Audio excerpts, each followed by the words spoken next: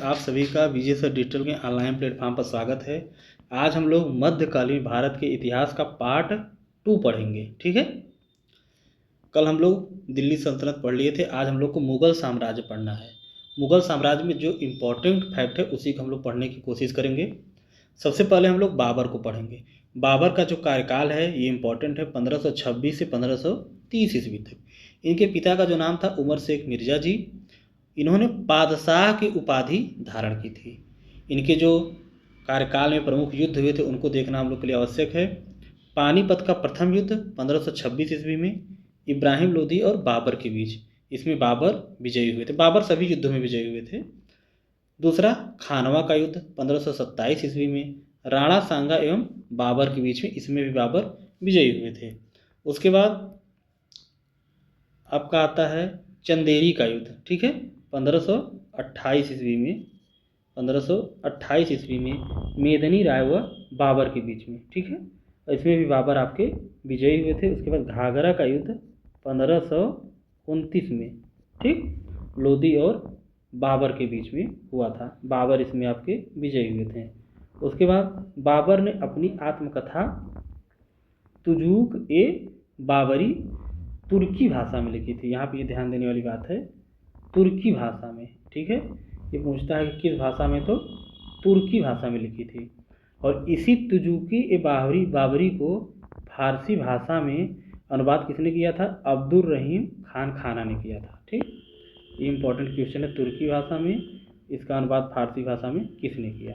और इसने कलंदर की उपाधि धारण की थी। ठीक, और बाबर का मकबरा कहाँ है? काबुल में। अलग से हम सारे जो मुग़ल सम्राट हैं उसके जो मकबरे हैं अलग से हम लोग लिस्टिंग कर दिए हैं लास्ट में। अब हम लोग पढ़ेंगे हुमायूं। हुमायूं का कार्यकाल देखिए दो में विभाजित है, एक 1530 से 40 और एक 1555 से 56 में भी ये वापसी किया था। इन्होंने दीन पनाह नामक नगर की स्थापना की थी। इसकी हुमायूं नामा की जो रचना थी किसने लिखी थी? गुलबदेन बेगम। ये उतना ही इम्पॉर्टेंट है जितना कि एक इम्पॉर्टेंट क्वेश्चन होता है। ज्योतिष में विश्वास करता था क्योंकि 7 दिन में 7 रंग के कपड़े अलग अलग पहनता था। प्रमुख युद्ध की बात करें, चौसा का युद्ध 1539 ईस्वी में शेर खां एवं हुमायूं के बीच, इसमें शेर खां विजयी हुआ था। बिलग्राम का युद्ध 1540 ईस्वी में शेर खां और हुमायूं के बीच, इसमें भी शेर खां विजयी था। अब हम लोग शेर शाह को पढ़ेंगे। शेर शाह का जो कार्य था 1540 से 1555 ईस्वी के बीच। इसका जो बचपन का नाम था फरीद था, सूर्यवंश से संबंधित था। किस वंश से संबंधित था? सूर्यवंश से। इसका जो मकबरा है सासाराम, रोहतास, बिहार में है।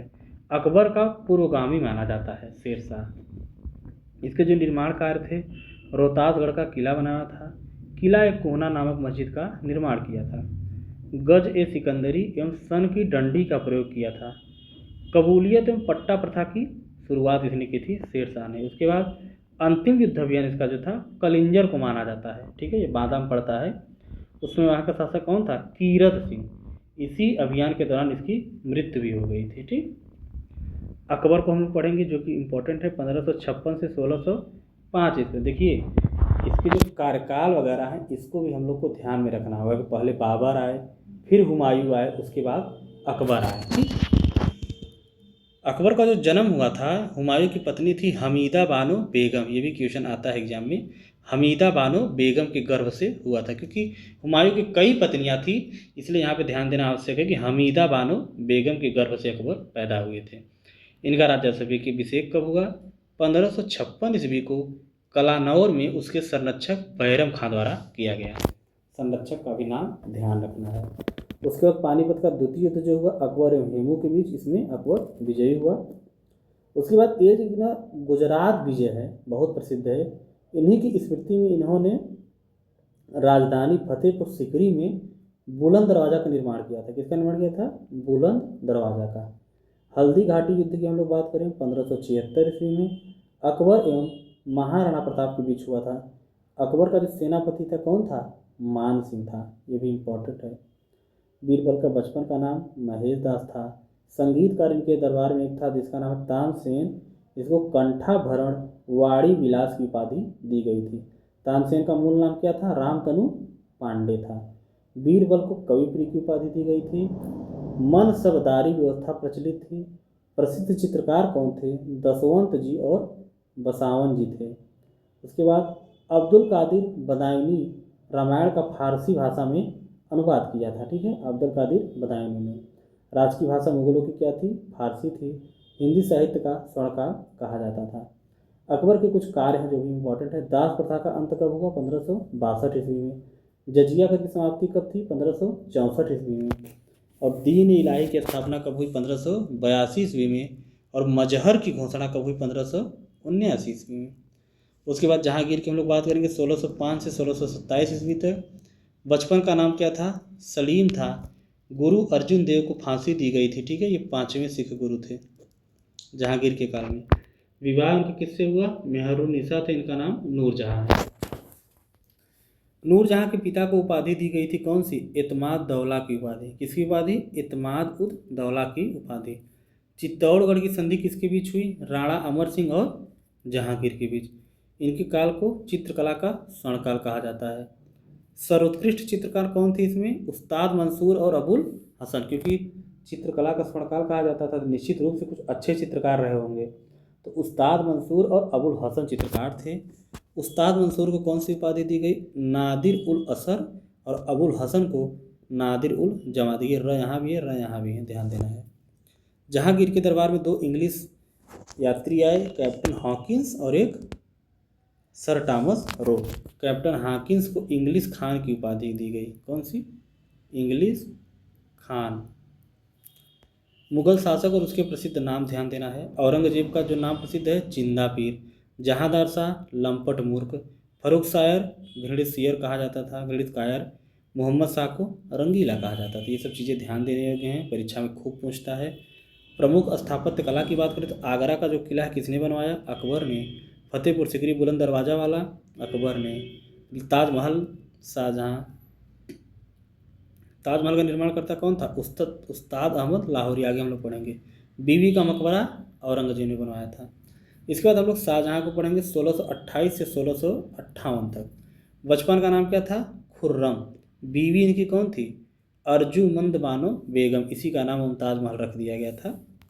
ताजमहल का कलाकार कौन है? देखिए मैंने आपको बताया उस्ताद अहमद लाहौरी जी थे। दारा सिको इनके एक बेटे थे। इनको शाह बुलंद इकबाल की उपाधि दी गई थी। इन्हीं के कार्यकाल में 3 युद्ध हुए थे जिसका क्रम बहुत पूछता है कि धर्मठ, सामूगढ़ और देवराई। पहले धर्मठ हुआ, उसके बाद सामूगढ़ और देवराई। 1658, 58, 59। अब हम लोग बात करेंगे औरंगजेब की। 1658 से 1707 ईस्वी तक इनका कार्यकाल था। इन्हें जिंदा पीर कहा जाता था। पुरंदर की संधि किसके किसके बीच हुई? जय सिंह और शिवाजी सिंह के बीच 1665 ईस्वी में। सिख गुरु तेग बहादुर ये 9वें थे सिख गुरु। ठीक है, 5वें जो सिख गुरु थे गुरु अर्जुन देव, उनको अर्जुन देव ने जहांगीर ने मरवा दिया था। और जो 9वें गुरु तेग बहादुर जी हैं इनको किसने मरवाया था? औरंगजेब ने। बीवी का मकबरा कहाँ? द्वितीय ताजमहल कहा जाता था, औरंगाबाद में है। ठीक है, और इन्होंने कुछ राजनीतिक कार्य भी किए जैसे कि 1686 ईस्वी में बीजापुर को मुगल साम्राज्य में मिलाने का कार्य किया। 87 में गोलकुंडा को भी मिलाने का कार्य किया। वीणा बजाने में ये दक्ष थे। ठीक है, उसके बाद मुगल बादशाह एवं उनके मकबरे बहुत ही ज़्यादा इम्पोर्टेंट हैं, बहुत ज़्यादा। बाबर का मकबरा कहाँ है? काबुल में। हुमायूं का दिल्ली। अकबर का आगरा सिकंदरा में भी स्थित है। वो सिकंदरा, आगरा में सिकंदरा नामक स्थान पर।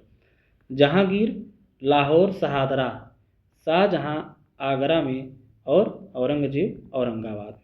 ये थी, थोड़ा सा ध्यान देना कि एग्जाम में आता है तो एग्जाम कंफ्यूज हो जाता है। ठीक है, अकबर का बहुत इंपॉर्टेंट है, बाबर का और जहांगीर का। ठीक है, इसमें बाबर और लाहौर और जहांगीर का दोनों भारत के बाहर हैं, ये चीज़ ध्यान देना है, बाबर और जहांगीर।